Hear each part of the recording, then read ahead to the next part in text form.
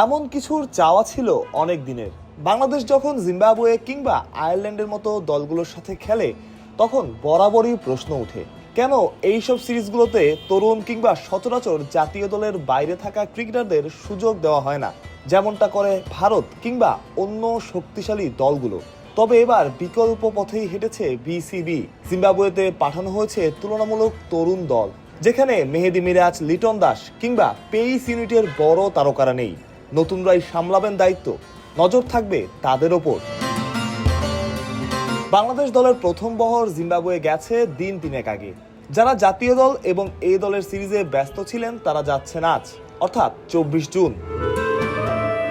এয়ারপোর্টে পাওয়া গেল অমিত হাসানকে।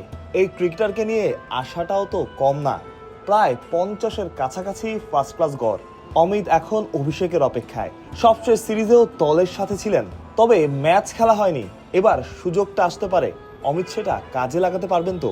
অমিতের সাথেই যাওয়া পেস বোলিং অলরাউন্ডার রবিউলের, তাকে দিয়ে একজন পেস বোলিং অলরাউন্ডারের ঘাটতি পূরণ করতে চায় ম্যানেজমেন্ট। রবিউল সেটা পারবেন তো? জিম্বাবুয়ের সাথে পূর্ণাঙ্গ সিরিজ, বিশ্বকাপের মধ্যে হওয়াতে স্বাভাবিকভাবেই আমেজ কম। তবে তরুণদের জন্য নিজেদের প্রমাণের সুযোগ। বাংলাদেশের ক্রিকেট প্রেমীদের চোখ নিশ্চিত করেই থাকবে এই সিরিজটাতে। কেমন করেন অমিত হাসান কিংবা রবিউলরা, বা আপনি বলতে পারেন সাদা বলের নিয়মিত পারফর্মার তাওহিদ হৃদয়ের কথা। এই দলে তো তিনিও ডাক পেয়েছেন।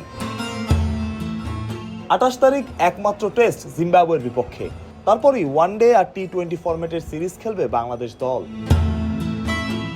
মাহরুজ প্রত্যয়, বিডি ক্রিক টাইম।